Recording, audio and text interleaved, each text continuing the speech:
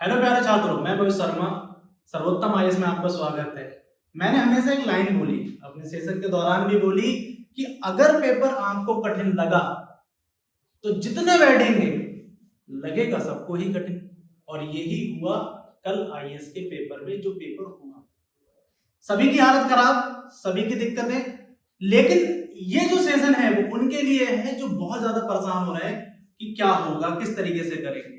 तो आइए पहले थोड़ा सा डिटेल एनालिसिस करते हैं और ये देखते हैं कि ठीक है आप क्या सेफ हो या नहीं। ठीक है, कितने कट ऑफ पर आप सेफ हो कि नहीं। चलिए,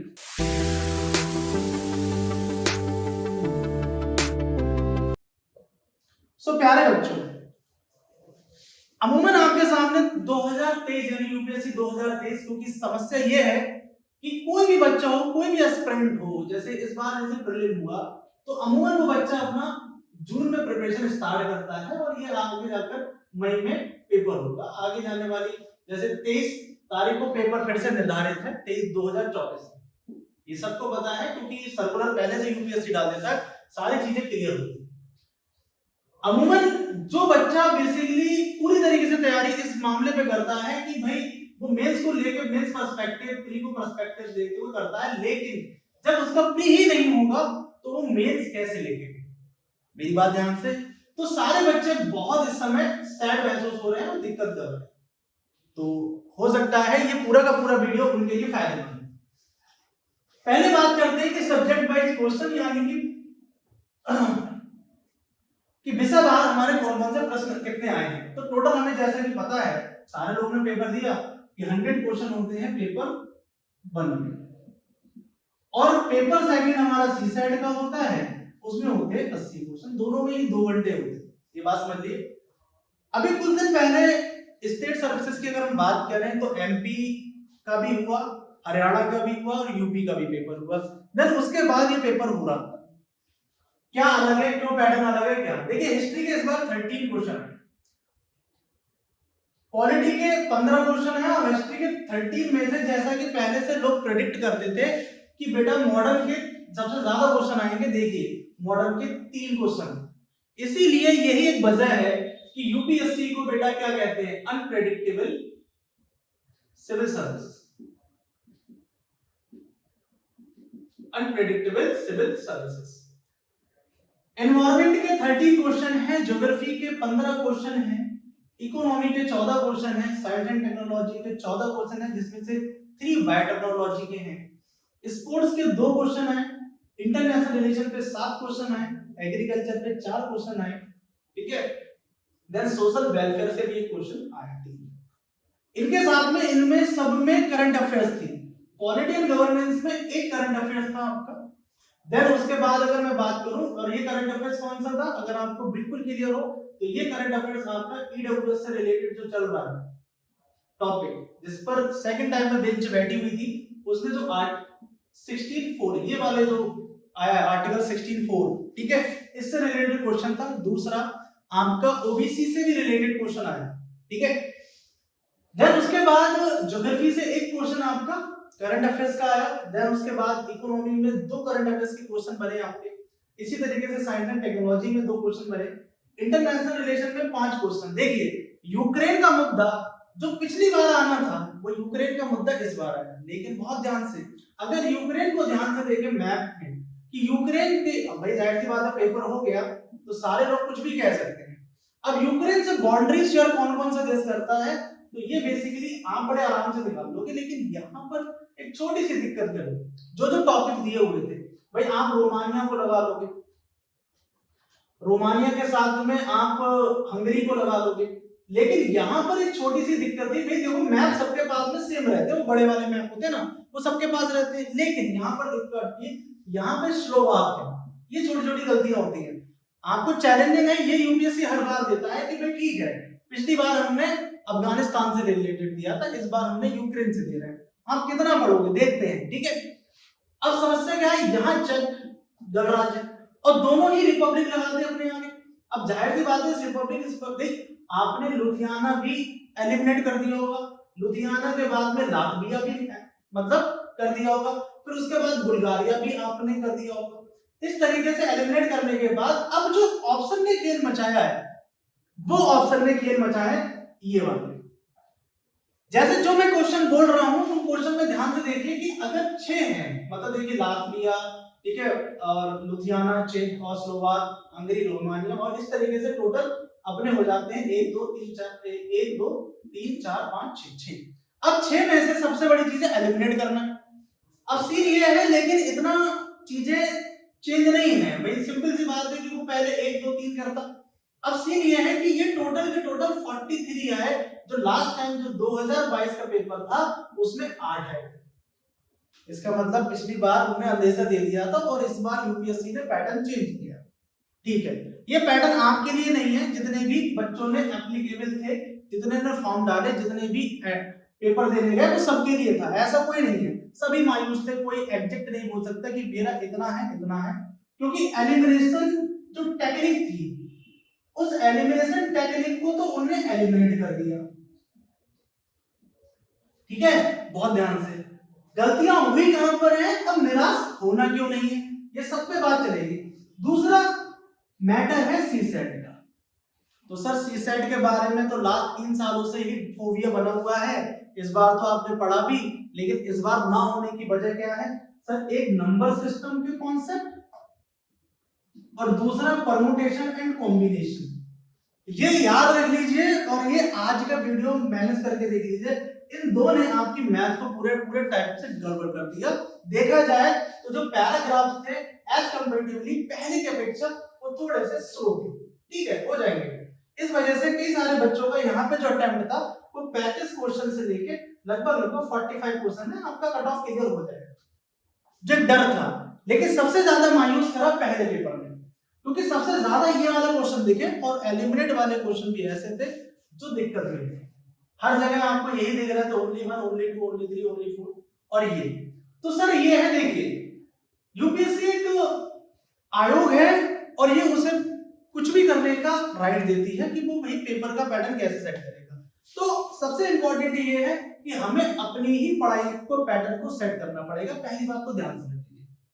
दूसरा, जो भी पढ़ना है पूरी तरीके से एब्सोल्यूट पढ़ना है। जैसे मैं आपको एक छोटा सा एग्जांपल देता हूं, एक क्वेश्चन आया था झेलम रिवर वाला, झेलम रिवर वाला आया था अभी रिसेंटली। आपको पता है कि चेनाब पर एक आर्क ब्रिज बना है, आपको पता होगा। देन अभी रिसेंटली क्या है कि उसमें कोलोरू लेक के रिलेटेड एक क्वेश्चन आया था। अब बेसिकली ये कृष्णा है, कृष्णा रिवर है, और ये आपकी गोदावरी है। इन दोनों के बीच में बेसिकली क्या है, कोलोरू रिवर है। अब मैप अराउंड, मैप से रिलेटेड हर बार प्रश्न आते हैं, हर बार कंडीशन से प्रश्न आ रहे हैं, यानी क्वेश्चंस हैं। अब उसको बाद में आप इस क्वेश्चन को इंपॉर्टेंस ना दो, किस तरीके से आपसे गलत हो रहे हैं, तो जाहिर सी बात है आप ट्रू एस्पिरेंट यूपीएससी के नहीं। बहुत ध्यान से, मेरी बात आपको थोड़ी बुरी लग रही होगी, लेकिन मैं आपसे सीधे ये बोलूंगा कि देखिए सर, आपको जो भी तैयारी करनी है बिल्कुल एब्सोल्यूट तैयारी करनी है। कई सारे बच्चे इसमें लगे रहते हैं कि ठीक है मैं 50 टेस्ट सीरीज दे दूंगा, मैं ये दे दूंगा, वो दे दूंगा। सर मैं आपको बताऊं सर, टेस्ट सीरीज कभी भी यूपीएससी के पैटर्न को ग्रेस्प नहीं करती है। ये मैं नहीं, कितने सारे एस्पिरेंट्स से, और जो बेसिकली कर लिया, हाँ आपकी प्रैक्टिस हो जाएगी, लेकिन कभी भी दिक्कत यहां से नहीं होगी। इंपॉर्टेंट ये है, ये सब्जेक्ट सबको पता है, बहुत ध्यान से कि भाई इतने ही आने हैं। देखो ध्यान से, हिस्ट्री क्या है, पॉलिटी क्या है, एनवायरमेंट क्या है, ज्योग्राफी क्या है, इकोनॉमी क्या है। आप इन्हीं की तैयारी करते हो, आप सारे बच्चे इसी की तैयारी करते हो। मैं अब स्पोर्ट्स को लेकर ये गलत हो जाए तो ये तरीका गलत है। इंटरनेशनल रिलेशन से जैसे G20 का क्वेश्चन आया, अब G20 में सारे बच्चे गलती किसके लिए कर रहे हैं, फाइनेंस मिनिस्ट्री को लेकर कर गए ना।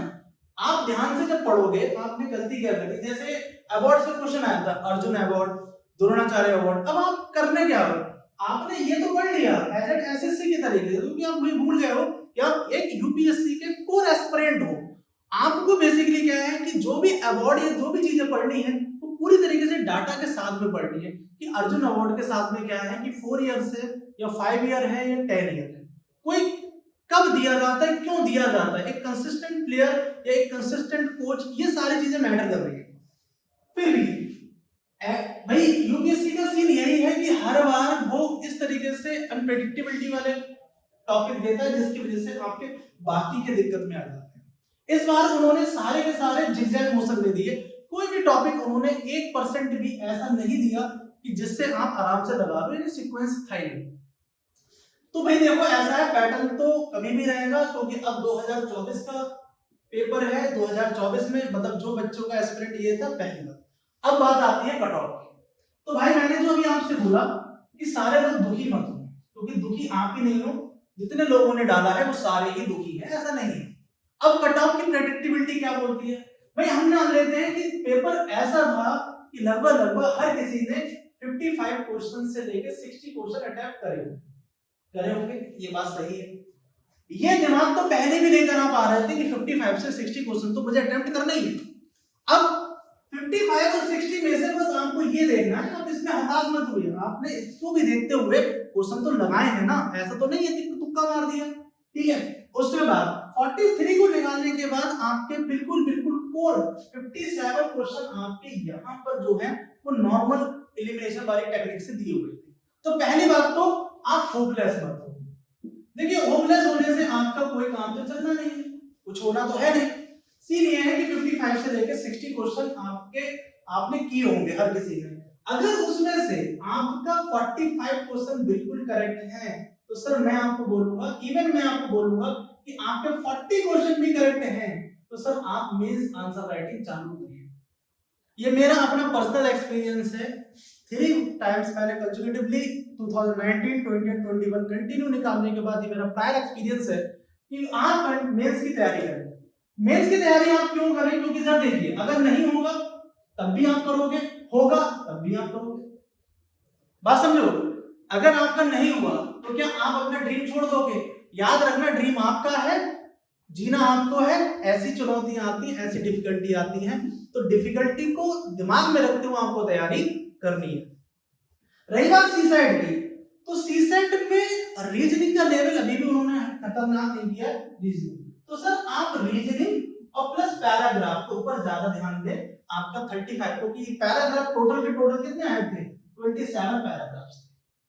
27 पैराग्राफ से 27 क्वेश्चंस थे, ठीक है।